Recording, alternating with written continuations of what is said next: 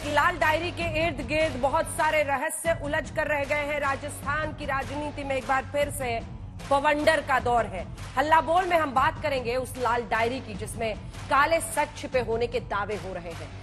आप सोच रहे होंगे कौन सी लाल डायरी, काला सच। दरअसल राजस्थान विधानसभा में सूबे के पूर्व मंत्री राजेंद्र गुढ़ा, जिनकी तस्वीर आप अशोक गहलोत के साथ पीछे देख रहे हैं, उन्होंने पूर्व मंत्री राजेंद्र गुढ़ा एक लाल डायरी लेकर पहुंचे। दावा कर रहे हैं गुढ़ा साहब कि इस डायरी में राजस्थान के मुख्यमंत्री अशोक गहलोत के खिलाफ वो सबूत कैद है जो उन्हें मुश्किल में डाल देगा।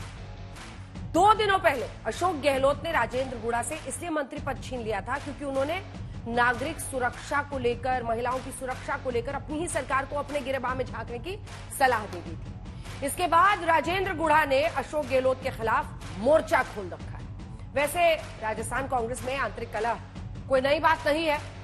हम आपको एक तरफ दिखा रहे हैं कि वो कौन कौन से राज्य हैं जहां अंदरूनी कलह ने कांग्रेस की मुश्किलें बढ़ा रखी हैं। राजस्थान में पायलट बनाम अशोक गहलोत पहले से चल रहा है। छत्तीसगढ़, जहां भूपेश बघेल, टीएस सिंहदेव के बीच खेमेबंदी किसी से छिपी नहीं है, उप मुख्यमंत्री बनाना पड़ा टीएस सिंहदेव को। हरियाणा में भूपेंद्र सिंह हुड्डा बनाम शैलजा कुमारी। महाराष्ट्र में नाना पटोले बनाम बाला साहब थोराट। हम आपको ये भी दिखा रहे हैं कि ऐसे कई राज्य हैं जहां अंदरूनी लड़ाई की वजह से कांग्रेस ने सत्ता तक गंवा दी। पंजाब, याद होगा आपको, कैप्टन अमरिंदर मुख्यमंत्री थे, उनको दरकिनार किया गया, जिसके बाद वो राज्य ही कांग्रेस के हाथ से निकल गया। मध्य प्रदेश, जहां पर कमलनाथ और ज्योतिरादित्य सिंधिया की लड़ाई यहां तक पहुंच गई कि बीजेपी में चले गए ज्योतिरादित्य सिंधिया। और मध्य प्रदेश और पंजाब ये 2 प्रमुख उदाहरण हैं। लाल डायरी और राजेंद्र गुढ़ा वाले विवाद की जद में महिला सुरक्षा और महिलाओं के खिलाफ अपराध की बात है। अब आपको ये भी दिखा रहे हैं कि 2021 में महिलाओं के खिलाफ अपराध के मामले में यूपी पहले नंबर पर था और राजस्थान दूसरे नंबर पर। इनकी मां ने दूध पिलाया है तो ये मुझे गिरफ्तार करे राजस्थान की जनता। आंखों से आंसू छलक रहे हैं, हाथों में लाल डायरी है, जुबान पर आरोपों की छड़ी। राजस्थान के पूर्व मंत्री राजेंद्र गुढ़ा के लिए बेहद मुश्किल घड़ी है। कभी राजस्थान के मुख्यमंत्री के करीबी हुआ करते थे, लेकिन 2 दिनों में बात बिगड़ गई। सबसे पहले आपको ये बताते हैं कि राजेंद्र गुढ़ा रो क्यों रहे। मंत्री पद से बर्खास्तगी के बाद आज राजेंद्र गुढ़ा पहली बार विधानसभा में पहुंचे थे, हाथों में लाल डायरी लेकर। स्पीकर की कुर्सी के एकदम पास पहुंचकर राजेंद्र गुढ़ा ने दावा किया कि इसी लाल डायरी में विधायकों की खरीद फरोख्त का हिसाब दर्ज है।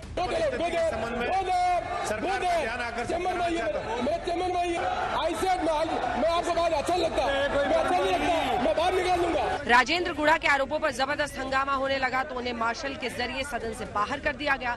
बाहर आकर मीडिया के कैमरों के सामने बर्खास्त मंत्री रोते हुए अपनी कहानी सुनाने लगे। कहने लगे वो लाल डायरी छीन ली गई है जिसमें राजनीति के रंग बदल देने वाला सच छिपा है। मैं मेरी डायरी में टेबल करना चाह रहा था, मैं टेबल करना चाह रहा था अध्यक्ष के सामने, मुझे टेबल नहीं करने दी गई डायरी। तो आप आज मीडिया के सामने टेबल कर सकते हैं उसको। देखिए मैं मीडिया के सामने क्या टेबल करूंगा। मैं पूछना चाहता था इस डायरी पर यदि जांच करवा दे तो मैं डायरी उनको दे के और टेबल कर रहा था। मैं तो डायरी को मेरे से छीनी क्यों गई। जिस लाल डायरी की बात राजेंद्र गुढ़ा करते हैं उसमें आखिर क्या हो सकता है।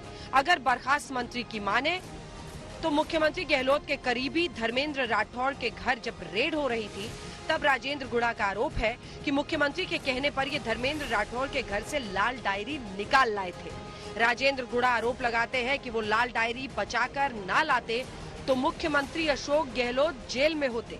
बर्खास्त मंत्री आरोप लगाते हैं कि लाल डायरी में विधायकों को अपने पाले में रखने के लिए क्या क्या दिया गया इसका हिसाब। इसके अलावा राज्यसभा चुनाव के दौरान विधायकों के लेन देन का कच्चा चिट्ठा होने का आरोप राजेंद्र गुढ़ा लगाते हैं। साथ ही राजस्थान क्रिकेट के चुनाव में भी खरीद फरोख्त का हिसाब किताब इसी लाल डायरी में होने का दावा करते हैं। 100% इन्होंने जो भी काले कारनामे किए हैं उसमें से कुछ उसके अंदर थे और वो इनको लगा कि ये बात सारी आउट हो जाएगी, इसीलिए उन्होंने मुझे भेजा था उस टाइम में डायरी लाने के लिए। आज उसमें एक पार्ट में लेके जा रहा था तो मुझे रोकने के लिए उन्होंने वो सब कुछ किया। जिस तरीके से मुझे वो सारा करके और उसके बाद में जब मैंने नहीं दिया तो मुझे नीचे पटका। अब आपको बताते हैं कि लाल डायरी निकालकर अशोक गहलोत को बचाने का दावा करने वाले राजेंद्र गुढ़ा अचानक राजस्थान के मुख्यमंत्री की पोल पट्टी खोलने में क्यों लग गए। शुक्रवार को राजस्थान विधानसभा में महिला सुरक्षा को लेकर राजेंद्र गुढ़ा ने अपनी ही सरकार को नसीहत दे डाली थी। कहा था अपने गिरबान में झांकने की जरूरत है। सच्चाई है कि हम महिलाओं की सुरक्षा में असफल हो गए और ये राजस्थान में जिस तरीके से अत्याचार बढ़े हैं महिलाओं के ऊपर, मणिपुर के बजाय हमें अपने गिरेबान में झांकना है। उस बयान के कुछ ही घंटे बाद राजेंद्र गुढ़ा मंत्री पद से बर्खास्त कर दिए गए थे।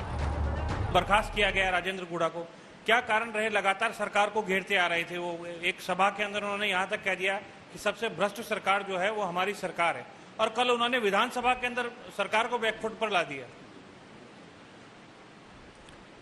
ये हमारी पार्टी का अंदरूनी मामला है और इस पे हम लोग अपने हिसाब से चर्चा करते हैं। बर्खास्तगी के बाद से ही राजेंद्र गुढ़ा ने अशोक गहलोत के खिलाफ मोर्चा खोल दिया। उधर बीजेपी को राजेंद्र गुढ़ा की लाल डायरी में बड़ा सियासी हथियार नजर आ रहा है। आज जब राजेंद्र गुढ़ा जी वहां विधानसभा में पहुंचे थे, तब जिस तरह से उनसे डायरी को छीनने के लिए कांग्रेस के नेताओं में होड़ मची थी और जिस तरह से जबरन उनसे डायरी छीन करके फाड़ने की कोशिश की गई, कहीं न कहीं दाल में कुछ लाल है कि नहीं, काला जरूर है। राजस्थान में complete law and order failure हो रहा है। जैसा कि सभी जानते हैं, महिलाएं बिल्कुल सुरक्षित नहीं है। बलात्कार की राजधानी बन गया है राजस्थान। बहुत दुर्भाग्य है राजस्थान का कि वहां पर ऐसे मुख्यमंत्री हैं और ऐसी सरकार है जो ना महिलाओं को सुरक्षित रखती है, ना आम आदमी के लिए उनको बिल्कुल भी नहीं। सरेआम गोलियां चलती है राजस्थान में। राजस्थान में कांग्रेस की सरकार के लिए सचिन पायलट ने पहले से ही 1000 चुनौतियां खड़ी कर रखी थी।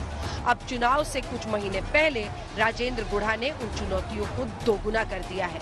शरद कुमार के साथ आज तक ब्यूरो।